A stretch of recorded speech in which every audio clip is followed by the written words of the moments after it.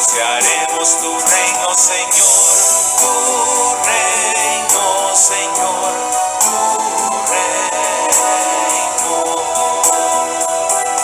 El maestro de Nazaret decía a la multitud: el reino de Dios se parece a una persona que coloca la simiente en la tierra.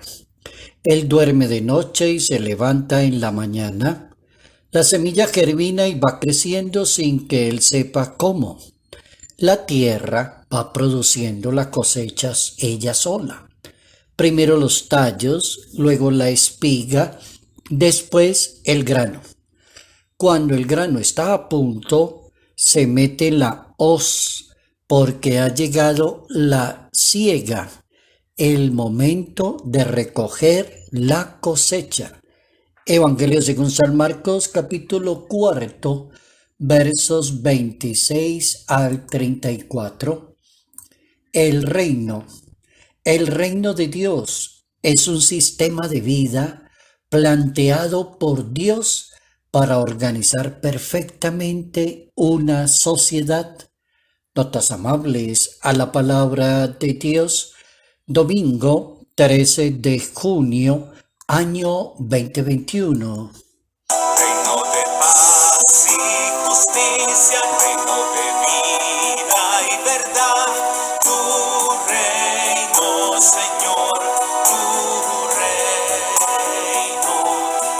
Nos corresponde hablar del reino de Dios. Y hablar del reino de Dios es hablar de un sistema de vida, pero el que lo plantea es Dios y es asumido por todas aquellas personas que creen en Dios. Pueden haber varios reinos y los hay, de hecho. El reino que instituye una persona, un gobierno, por ejemplo, totalitarista en un país del mundo. El que manda en el gobierno es como una especie de semidios para esa gente. Entonces él es el que manda y dirige y se hace lo que él diga. En el reino de Dios no se hace lo que él diga. En el reino de Dios se piensa en los demás. En el reino de Dios se practica la justicia. En el reino de Dios está la caridad y el amor por las demás personas. Entonces el asunto cambia. Cuando uno lee en la Biblia el reino de Dios, lo encuentra planteado por Jesucristo y asumido por todos los que creen en Él. Todo el reino y el misterio de Jesucristo se entiende desde la conversión. Luego hay un punto de salida para el reino de Dios. Las personas que conviertan, es decir, que hayan leído la palabra, la hayan escuchado y hayan dicho: sí, yo me voy de acuerdo a eso que dice Dios, entonces ya entra en el reino de Dios. Entra a vivir en un sistema que Dios cree que es el mejor para una sociedad, porque Él es Dios y Él es perfecto. Y así lo dice el reino de Dios en la Biblia. Hay una cita bien importante que es el capítulo 1, verso 5, según San Marcos en su Evangelio. Dice: el tiempo se ha cumplido y el reino de Dios está cerca. Conviértanse y crean en la buena noticia de Dios. Y así arrancó: conviértanse. Los que se hagan bautizar, los que quieran, háganse bautizar. Los que quieran, que se bañen en el agua y se renueven para el reino de Dios. Luego, el paso ineludible para entrar en el pensamiento de Dios es el reino. Es aceptar la propuesta y purificar la clase de vida que llevamos en este momento. ¿Qué es? Dejar, abandonar, son esos verbos. Abandonar el camino equivocado, no siempre yo tengo la razón. Comenzar una vida donde todo tiene su razón de ser. Realizar actividades, cada hombre y cada mujer, que pueda decirle a la sociedad: usted, esto tiene razón de ser. Oigan, eso tan importante en el reino de Dios. ¿Será persona importante en el reino de Dios aquella persona que comience una vida donde todo tenga razón de ser? Donde la persona se pueda preguntar: ¿esto tiene razón de ser o no la tiene?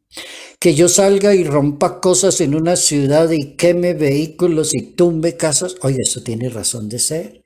¿Será que tiene razón de ser coger todas esas redes sociales que aparecieron ahora con la internet, la cibernética y todo este mundo electrónico de hoy en día, ¿será que eso tiene razón de ser? Insultar, tratar mal a las personas, lastimarle la dignidad a los demás.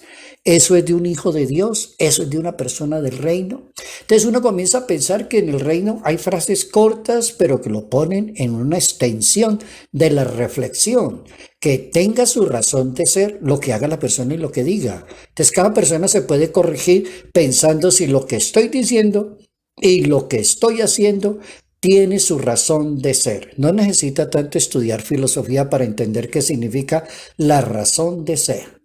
Es asumir los principios fundamentales de un cristianismo, planteados dentro de una ética y dentro de una moral, de la vida que forma parte de una familia, de una sociedad y de una nación.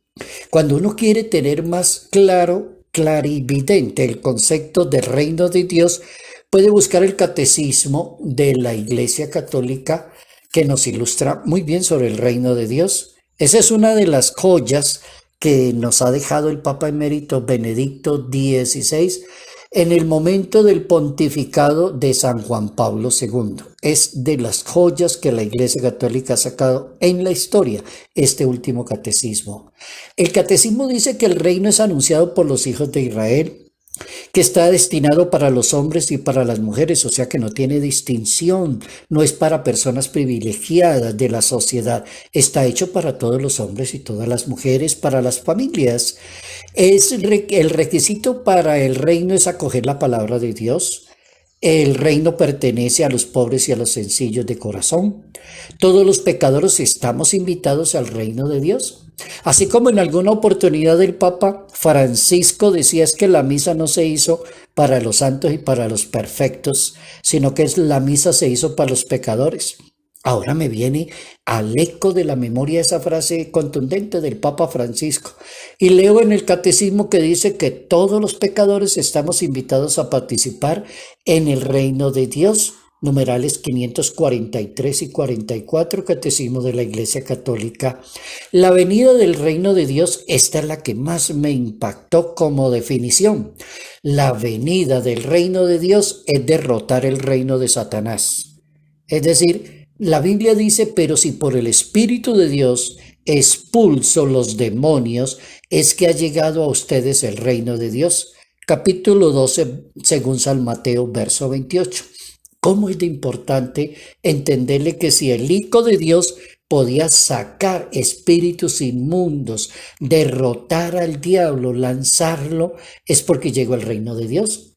El mismo Jesucristo elige 12 personas y las envía a proclamar el reino de Dios, a curar, a sanar y a sacar demonios. Así lo dice el capítulo 9, Evangelio según San Lucas. El Papa Francisco enseña que el reino de Dios es una gran fuerza, la más grande que existe, dice el Papa.